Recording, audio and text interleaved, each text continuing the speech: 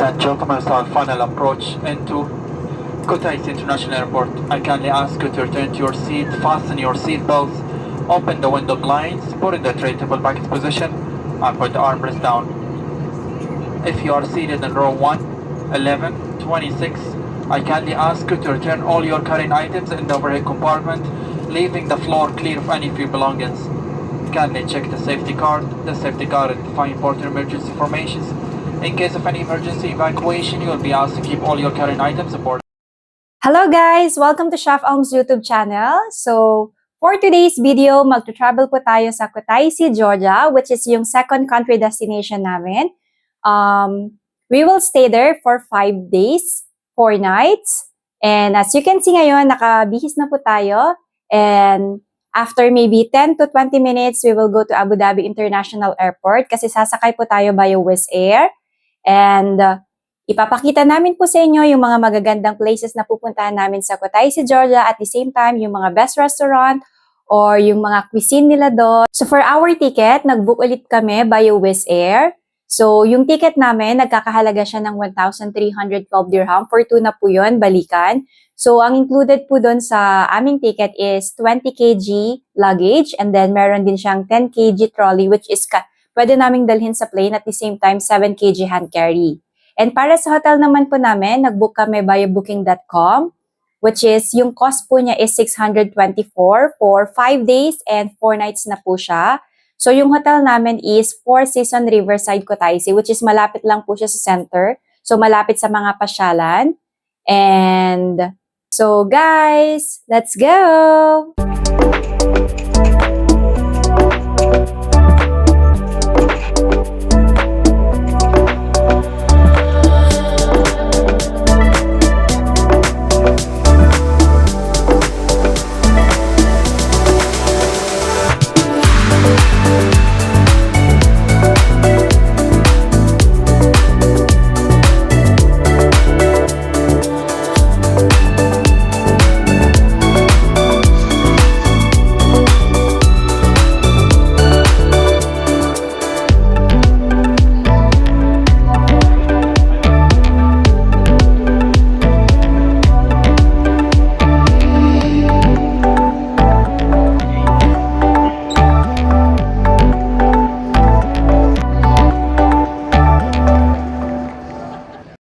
So, hello guys.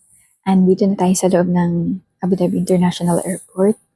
Hindi na kami masyadong nakapag-video kasi ang haba ng pila. At the same time, nagkaroon din ng medyo gulo kanina kasi pinagsama yung mga priority and non-priority sa isang pila.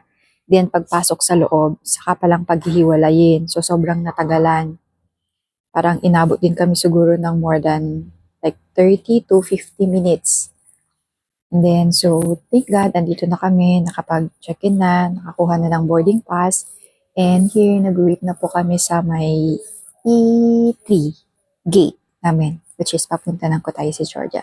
So, stay tuned guys. See you again later.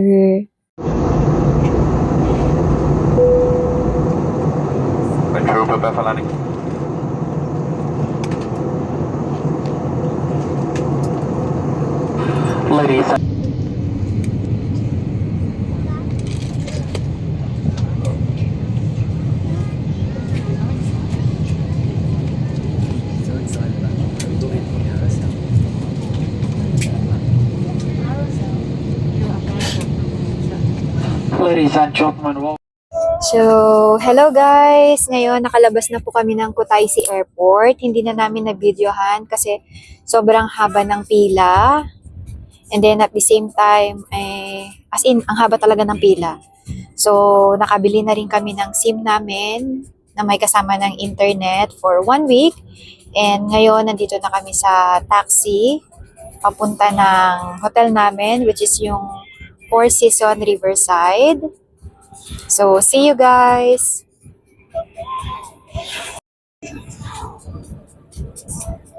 So, paglabas pala ng Kutaisi Airport, may mga bus din doon papuntang Tbilisi or Batumi. Kaso, nag-check-in kami sa Four Seasons Riverside, which is dito nga sa Kutaisi. So, dito muna kami mag-i-stay.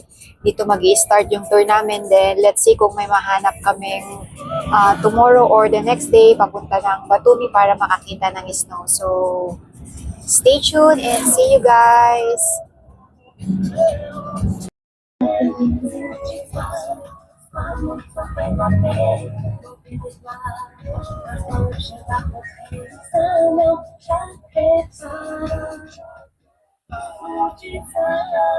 Honda Jazz RS.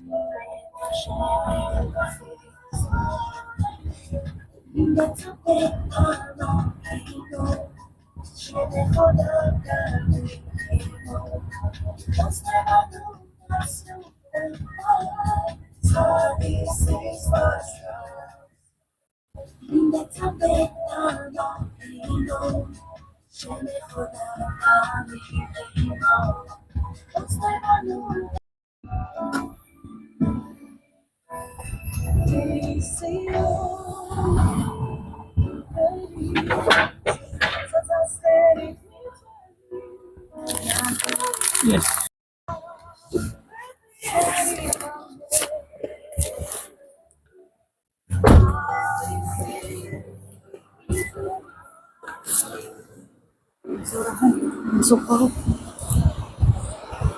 Nas yung bag natin. Tatapon ko lang.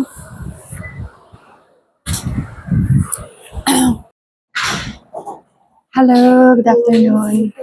Yes, Elmer. Elmer Bertis. Elmer Bertis. For lunch. This is the transpersonal treatment. It's bring you or it was here. No. Here. But you have also here? We have only private driver. He will take only you. Okay. Only goes. How much? I didn't know where you want. For example, where you want. Call.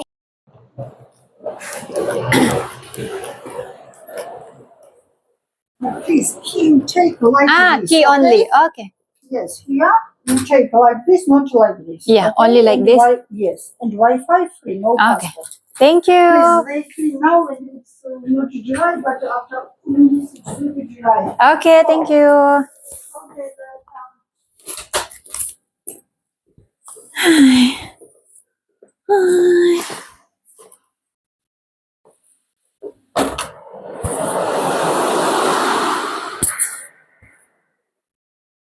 So, andito na po kami sa aming hotel room. So, Four Seasons Riverside. So, ito yung loob ng room namin. And then, pinili namin yung may river view or riverside view. So, ito siya guys. Yan. Yan. Tcharam!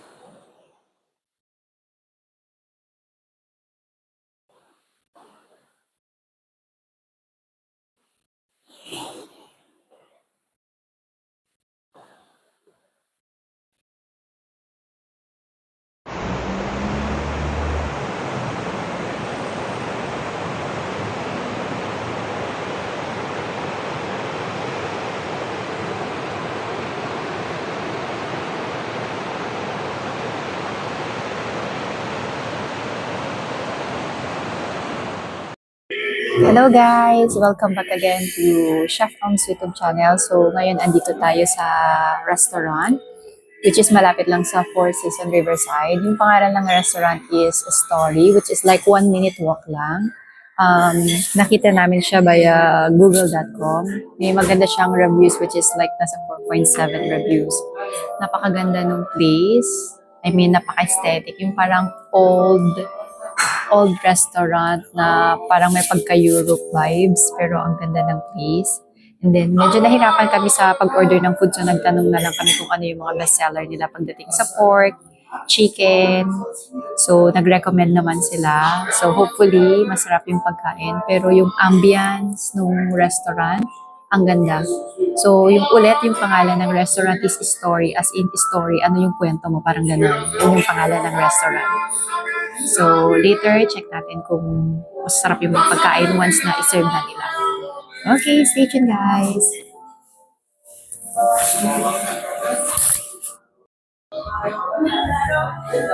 Okay, so hello guys. Dumating na po yung mga in-order namin. So, ulit, nandito kami sa Story Restaurant.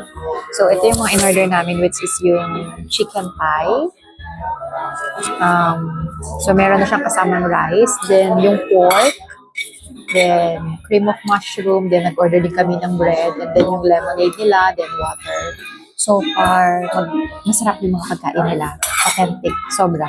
As in. So, sa mga may balak mag-travel dito sa Kutaisi, try nyo rin tong Story Restaurant, which is malapit lang sa Four Seasons Riverside. So, guys, kain! Bali lahat to, So, bali ito, mga nasa 105 dirhams, which is worth it na siya. As in. Ang sarap ng pork, ang sarap ng soup. Titikman ko yung chicken kung masarap din.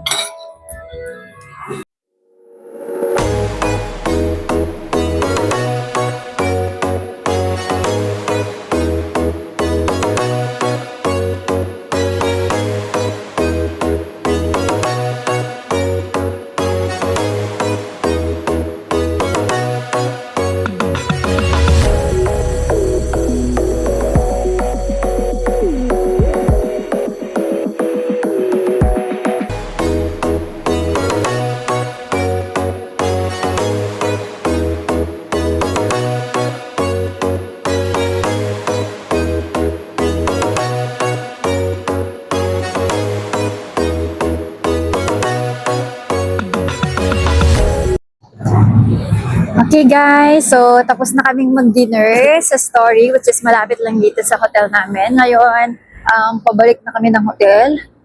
Sobrang lamig, Diyos ko.